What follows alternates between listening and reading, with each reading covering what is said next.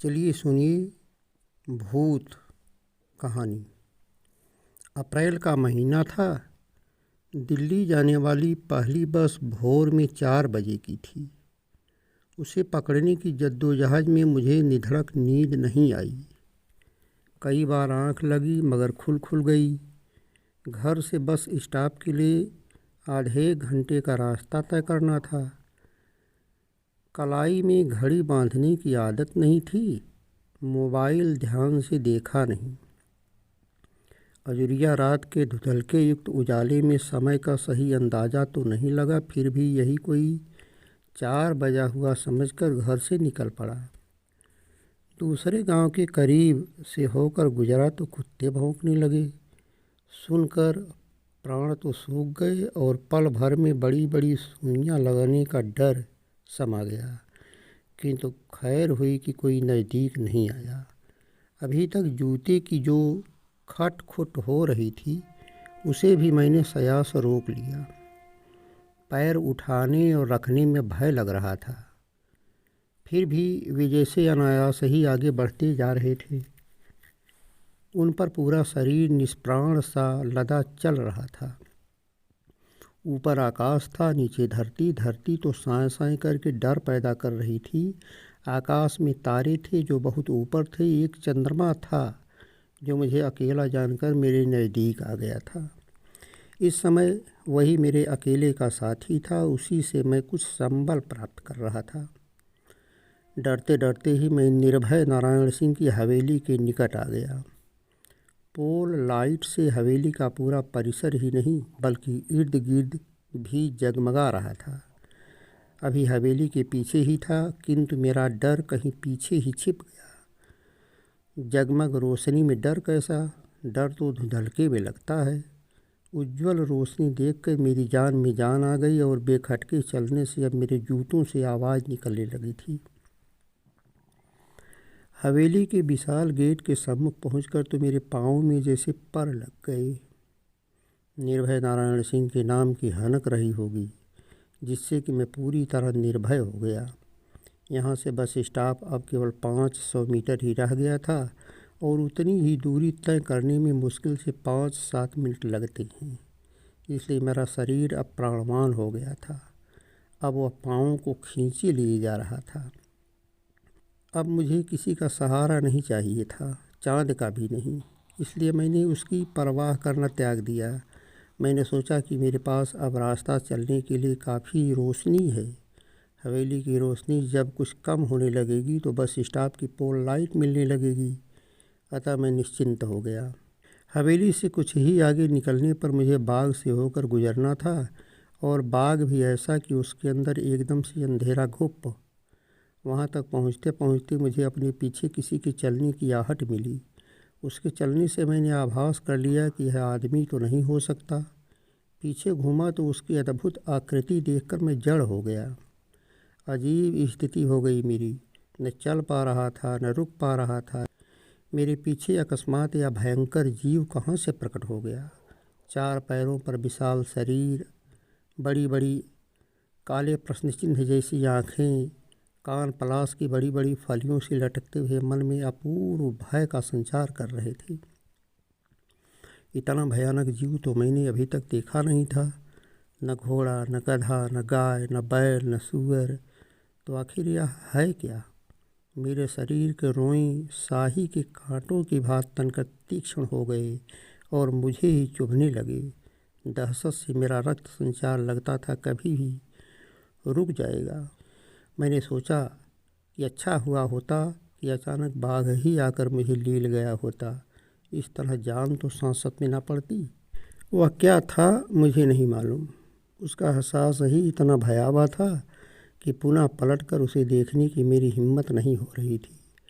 अब वह मेरे पास आ गया और मेरे साथ ही चलने लगा था। इससे इतना तो अंदाज़ा मैंने लगा लिया कि वह कोई जायंट है और मैं उसके सामने एक पिग्मी या लिलपुटियन मानव। मैंने अपने को पूरी तरह तैयार कर लिया इसके लिए कि वह किसी भी क्षण अब मुझे दबोच लेगा और चाहे जिस भी तरह मसल कर, झिझोड़ कर या चीर फाड़ कर मेरा अस्तित्व ही मिटा देगा। सोचिए कि मौत का नाम सुनकर दहशत लगती है और मैं तो मौत के साथ साथ चल रहा था। बस मौत कब मुझे अपनी आगोश में ले ले इसी का इंतज़ार था। मैंने अपने आप को पूरी तरह मौत के हवाले कर दिया। मुझे ताज्जुब हो रहा था कि मेरा अस्तित्व बचा कैसे है। जितनी देर जिंदा था मैंने अपने को कसाई के ठेहे पर बंधा निरीह पशु मान लिया था। वह जब तक रख छोड़े उसकी मर्जी। इस समय मुझे कुछ भी याद नहीं आ रहा था, न दिल्ली की यात्रा, न घर, न परिवार, यहाँ तक कि मुझे अपने वजूद का भी ध्यान नहीं था। भय का संतरास होता ही ऐसा है कि मनुष्य स्वयं में सिमट जाता है, जबकि स्वयं का अस्तित्व एक सूक्ष्म बिंदु बनकर शून्य में विलीन हुआ रहता है। एक तरह से निस्सत्व, अस्तित्व रहते हुए भी निस्सत्व। यह स्थिति तो उन योगियों की होती है जो ब्रह्मलीन हो जाते हैं। भय भी क्या चीज़ है कि किसी को भी ब्रह्मलीन कर देता है। भूत प्रेत क्या, यहाँ तक कि ईश्वर के होने में भी मुझे विश्वास नहीं है, लेकिन पता नहीं क्यों धीरे धीरे मैं यह यकीन करने में लग गया कि वह भूत है। भूत अकेले में ही पीछा करते हैं। वैसे कहने वाले कहते हैं कि मन का भ्रम ही भूत है, लेकिन मैंने तो अपने मन में कोई भ्रम नहीं पाला था।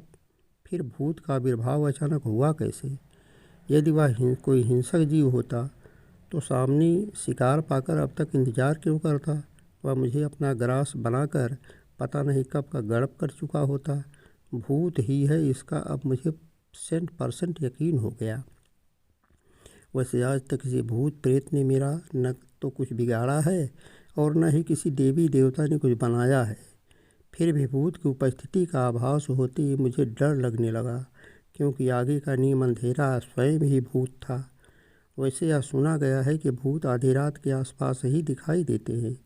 समझ में नहीं आ रहा था कि क्या करूं, किसे पुकारूं।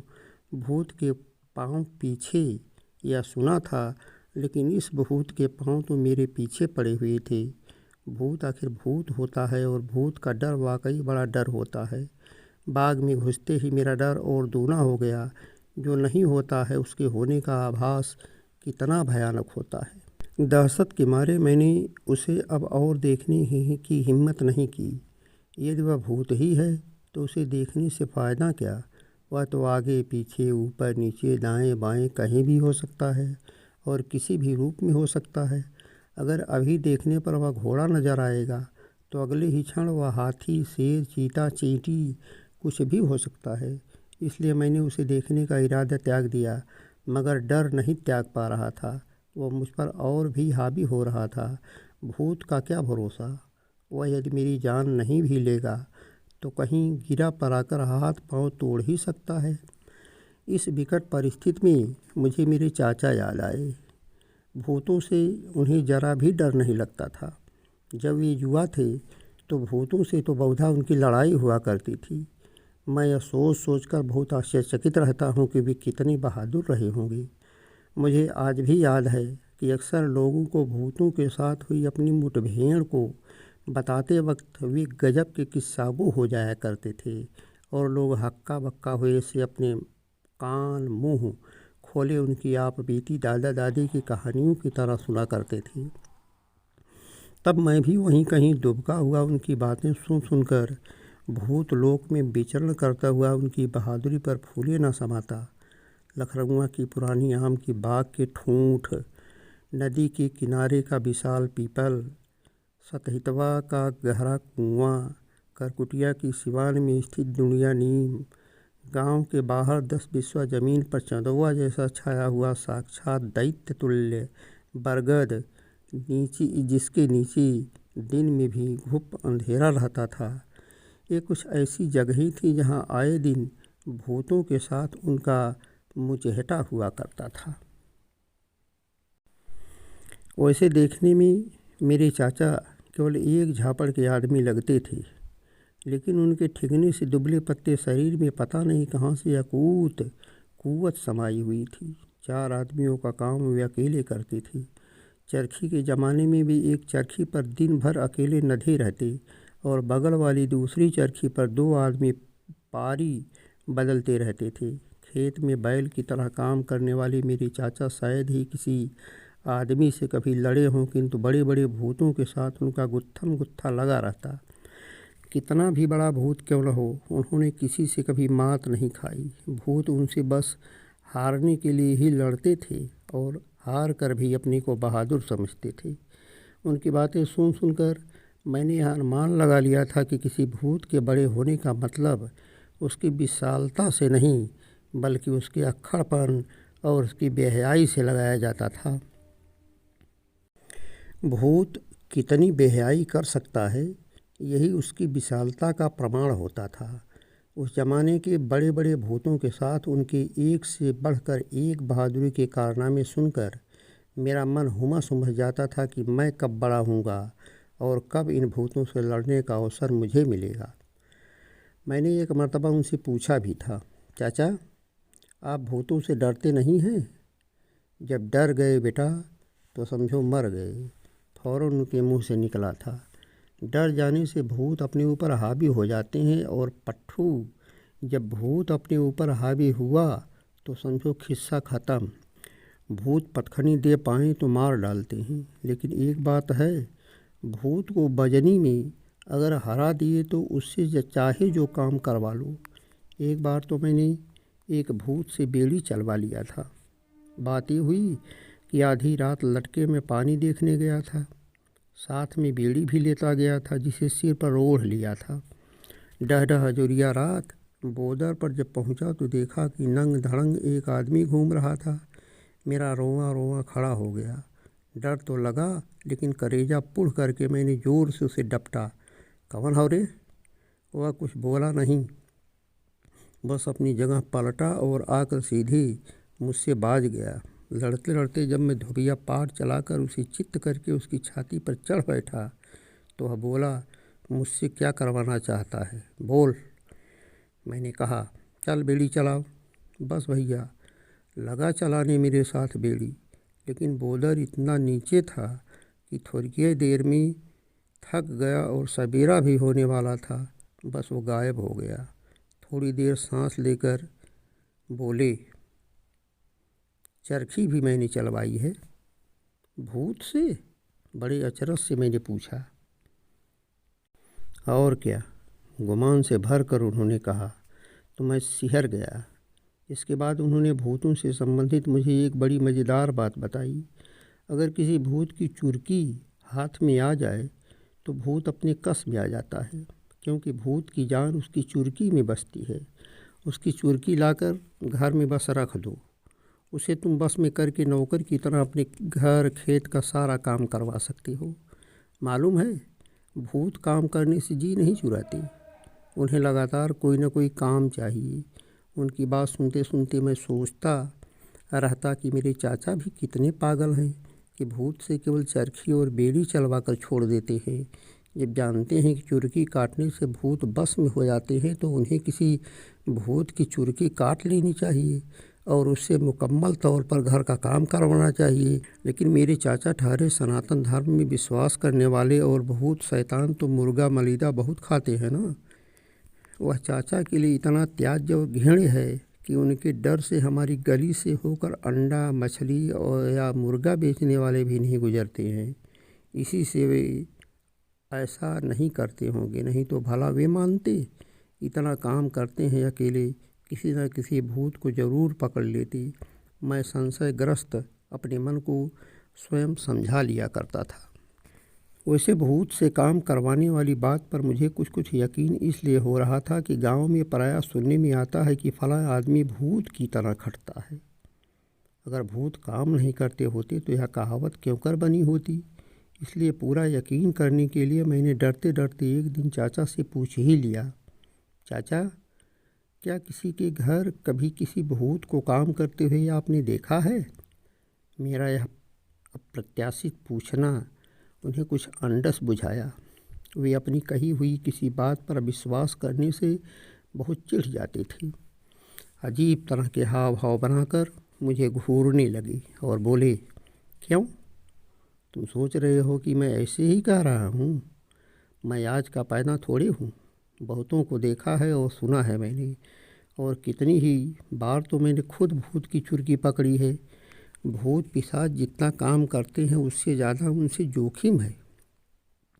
वे जब तक घर में रहते हैं परापत नहीं पड़ती, नुकसान छुड़ाए बरकत नहीं होती। यही सोचकर मैंने कभी किसी भूत की चुरकी काटी नहीं कि बिला वजह अपने गले में फांस क्यों डालूं। फिर भी कुछ लोगों ने अपनी बहादुरी दिखाने के लिए ऐसा किया। सही घटना मैं बता रहा हूँ। किसी एक के घर नहीं, बहुत लोगों के घरों में भूतों ने काम किया है। बहुत लोगों ने देखा है और मैंने भी।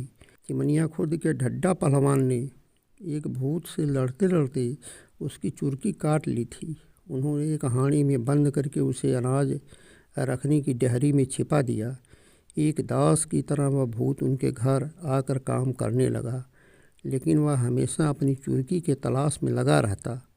यह सुनकर मैंने सोचा कि चुरकी नहीं, वह साली तो कस्तूरी हो गई। लेकिन मैंने चाचा से कुछ नहीं कहा, क्योंकि वे एक नंबर के लपेटू हैं। इसलिए मुझे डर था कि कहीं चुरकी की बात छोड़कर वे कस्तूरी की तरफ लपक पड़े तो मेरा हाल अभिमन्यु जैसा हो जाएगा और मैं भूत लोक के एक मूल रहस्य को जानने से वंचित रह जाऊंगा। उनकी बात यथावत जारी रही। एक दिन घर के सारे लोग किसी काम से बाहर चले गए। बस ढड्ढा पहलवान के बूढ़े बाप के छुड़ाए घर में और कोई नहीं था। भूत ने उस दिन घर का कोई काम नहीं किया। वह खाली अपनी चुरकी के फेर में पड़ा रहा। आखिर में वह हांडी उसके हाथ लग गई जिसमें चुरकी रखी हुई थी। वह अपनी चुरकी पाकर रावण की तरह ठहाका लगाया। बंदिश भूत को भी अच्छी नहीं लगती। उसने खुन्नस में बूढ़े को बड़ी बेरहमी से मार डाला और उल्टे पांव करके भाग गया। जब तक शैतान की चुरकी हाथ में रहती है वह काबू में रहता है और एक वफादार सेवक की तरह काम करता है, किंतु चुरकी हाथ से निकलती ही वह अपने असली रूप में आ जाता है और कठोर से कठोरतम दंड देता है। चुरकी यानी नियंत्रण। इसीलिए शायद मशीन को शैतानी चरखा कहा जाता है। भूत जान नहीं मारते बच्चू, यह सिर्फ कहने वाली बात है। उनको यह कहने की ज़रूरत इसलिए पड़ी क्योंकि एक दिन वे मुझसे बता चुके थे कि भूत शैतान जान नहीं लेते हैं। उसके बाद उन्होंने लगे हाथ एक दूसरी घटना बताई। बहुत दूर की बात नहीं है। मूड़ मंझरिया गांव के राम इकबाल सिंह ने भी एक भूत की चुरकी काटी थी। वह तो बड़ा खुर्राट और जंडैल भूत था, एकदम अक्खड़ी। उनके घर आकर उसने कहा, मुझे हमेशा काम मिलना चाहिए, तो मुझे कोई ऐसा काम बताओ जो कभी ख़त्म ना हो। यदि मैं काम से खाली हुआ तो तुम्हें ही मार डालूँगा। राम इकबाल सिंह तो ठहरे एक गुनी आदमी। थोड़ी देर उन्होंने अपनी भिरकुटी के बीच निहारा और तब एक काम उनकी समझ में आ गया जो कभी भी ख़त्म होने वाला नहीं था। उन्होंने अपने घर के सामने भूत से ही एक चिकना लट्ठ गड़वा दिया और उस पर रेड़ी का तेल पोत कर बोले कि तुम्हारा काम इसी पर चढ़ना उतरना है। आखिर भूत तो भूत, वह कुछ दिन तक चढ़ा उतरा, बाकी थक हार कर एक दिन खुद ही भाग गया। और इस तरह राम इकबाल सिंह की जान केवल उनकी अपनी हिकमत से बच गई। अपने उपन्यासों में जादुई यथार्थ का बखूबी प्रयोग करने वाले कोलंबियाई उपन्यासकार गैब्रियल गार्सिया मार्क्वेस ने कहा है कि अगर आप किसी से कहें कि यह आसमान में हाथी उड़ रहे थे तो वह आपकी बात पर शायद ही यकीन करे। वहीं अगर आप यह कह दें कि आसमान में 737 हाथी उड़ रहे थे तो सहज ही लोगों को आपकी बात पर विश्वास हो जाएगा। शायद यही भावना उस समय मेरे मन में रही हो, जिससे मैंने चाचा की उस बात पर आंख मूंद कर यकीन कर लिया कि भूतों से भी काम लिया जा सकता है, और सोचने लगा कि बड़ा होकर मैं भी किसी भूत की चुरकी काटूंगा ज़रूर, और उसे अपने घर पर लाकर नौकर के रूप में उससे खूब काम लूँगा और खुद बैठकर ज़मींदारों जैसी मौज करूँगा। क्योंकि उस समय मेरे चाचा इंदाग शेख और जगदम्बा बाबू जैसे काहिल और लंपट ज़मींदारों के आतंक, मौज मस्ती और ठाट बाट के किस्से खूब रस ले लेकर सुनाया करते थे। मेरे चाचा मानते थे कि कभी मेरी भी मुठभेड़ किसी भूत से ज़रूर हो सकती है, इसलिए उन्होंने भूतों से संबंधित मुझे एक राज की बात बताई। अगर भूत तुम्हारे ऊपर कभी हावी होने लगे या कभी भी यूँ ही डर लगे तो मन ही मन हनुमान चालीसा का पाठ शुरू कर देना, बस भूत और डर दोनों भाग जाएंगे। यह सब सोचते सोचते धीरे धीरे चलकर मैंने बाग अब तक पार कर लिया था। भूत उसी रूप में मेरी बगल में अभी भी चल रहा था। मेरी जान अजीब सांसत में पड़ी थी। आज इस मुसीबत में मुझे चाचा की सारी बातों के साथ चालीसा वाली बात का भी स्मरण हो आया। भूत कब से मेरे पीछे पड़ा है और उसे भगाने का अचूक मंत्र प्रयोग मुझे अब याद आया। फिर भी पता नहीं क्यों हनुमान चालीसा का पाठ मैं नहीं कर पा रहा हूँ, जबकि इसके भूत होने के बारे में मुझे किसी प्रकार का कोई संशय भी नहीं है। भूत को आखिर भूत न मानूं तो क्या मानूं? मैं कोई पीरोवादी तो हूँ नहीं जो कि आँखों से प्रत्यक्ष दिखाई दे उसके होने में भी संदेह करूं या उसे झूठ मान लूं।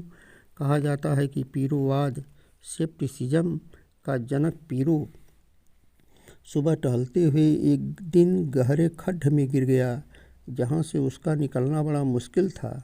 कुछ देर बाद उसी खड्ड के पास से उसका एक परम शिष्य गुजर रहा था, तो उसने मदद के लिए उसे आवाज़ दी, लेकिन उस शिष्य ने उसे खड्ड के अंदर अपनी आँखों से प्रत्यक्ष देखकर भी उस पर विश्वास नहीं किया और झूठ मानकर अपने रास्ते चला गया।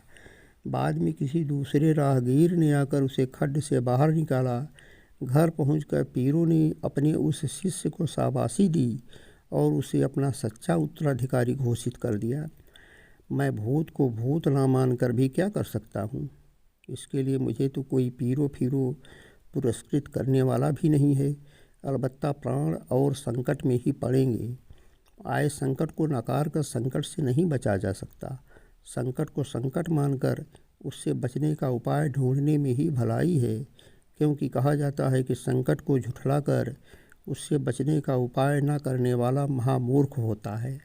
अतः मैंने सोचा कि इस समय यदि जान बच गई तो फिलॉसफी बघारने का समय बहुत मिलेगा। मेरे एक मित्र जो हमेशा दाढ़ी रखा करते हैं, मुंबई में सैंडहर्स्ट रोड रेलवे स्टेशन पर धंधा लगाते थे। 1992 के बाबरी मस्जिद के दंगे में जब शिव सैनिकों ने दाढ़ी वालों पर कहर बरपाना शुरू किया तो चुपचाप उन्होंने क्लीन शेव करवा लिया। जानते हुए भी मैंने अनजान बनकर उनसे पूछा, भाई दाढ़ी आपकी कहाँ गई? उन्होंने हंसते हुए उस समय बड़ा क्लासिकल जवाब दिया, अगर सिर बचा रहा तो दाढ़ी फिर निकल आएगी, और दाढ़ी के चक्कर में कहीं सिर ही कलम हो गया तो। उन्होंने अपना वाक्य पूरा नहीं किया, किंतु उनकी बात पूरी हो गई। अधूरी बातें भी कभी कभी पूरी लगती हैं। अब मैंने बहुत ज़्यादा सोच विचार ना करके अपने मन में तुरंत दृढ़ निश्चय कर लिया कि क्यों न हनुमान चालीसा वाला फार्मूला अपना ही लिया जाए। हनुमान जी कोई मेफिस्टोफेलिस तो है नहीं कि चालीसा पढ़ते ही वे मेरी आत्मा का दबोच लेंगे। इस दुनिया में अपनी जान से प्यारी शायद और कोई चीज़ नहीं है। एक जान बचाने के लिए आदमी को ना जाने कौन कौन सा जतन करना पड़ता है। बचपन में याद की हुई हनुमान चालीसा की कुछ पंक्तियाँ मेरे मस्तिष्क के किसी कोने में पड़ी थीं। आज मुसीबत की घड़ी में क्रमशः तो नहीं, किंतु जहाँ तहाँ से याद हो आईं। मैं गुनगुनाने लगा, जय हनुमान ज्ञान गुण सागर, जय कपीस तिहु लोक उजागर। डर तो वाकई कुछ कम हुआ लगा, किंतु भूत अभी भी मेरे पीछे पड़ा था। मैंने सोचा, क्या हनुमान जी की महिमा घट गई या वे एक नास्तिक की सहायता नहीं करना चाहते? बस स्टॉप पर पहुंचने वाला था, जहां पोल लाइट का जगमग उजाला चारों ओर फैला हुआ था। किंतु यह क्या, भूत को तो गायब हो जाना चाहिए था, लेकिन वह यहाँ भी पीछा करता हुआ मेरे साथ साथ चल रहा था। मैं उसे उसी तरह अवॉइड करने की कोशिश करता हुआ बस स्टॉप पर इधर उधर घूमता रहा, जैसे कॉलेज में रैगिंग का शिकार स्टूडेंट रैगिंग करने वाली गैंग से बचने नज़र बचाते हुए फिरा करता है। रैगिंग करने वाले भी किसी भूत से कम नहीं होते। मैंने इधर उधर घूमकर देखा, परंतु कोई बस अभी लगी नहीं थी। मैंने स्टाफ के एक आदमी से पूछा कि दिल्ली जाने वाली बस कब लगेगी, तो उसने मुझे तिरछी नज़र से देखते हुए बताया कि अभी तो 1:30 बज रहे हैं, बस 5 बजे लगेगी। यह सुनकर मैं सन्न रह गया। मैंने चुपचाप अपनी जेब से रुमाल निकाल लिया और उसी से अपना मुंह ढाँप कर सीमेंट की बेंच पर लेट गया। आंख मूंदे हुए मैं अपने पास खड़े भूत का आभास करता रहा। नींद आने का कोई सवाल नहीं था, किंतु करता भी क्या। समय काटना था जो डर के मारे कट नहीं रहा था। अभी तक तो मैं चाचा की बातों के सहारे और कुछ कुछ भोर हुआ जानकर सिवान से होकर चलता चला आया था। यदि मुझे मालूम हो गया होता कि अभी आधी रात है तो सच कहता हूँ कि वहीं सिवान में छर गया होता। नींद तो आई नहीं, किंतु समय धीरे धीरे कटकर भोर हो गया। बस स्टॉप पर चहल पहल बढ़ने लगी।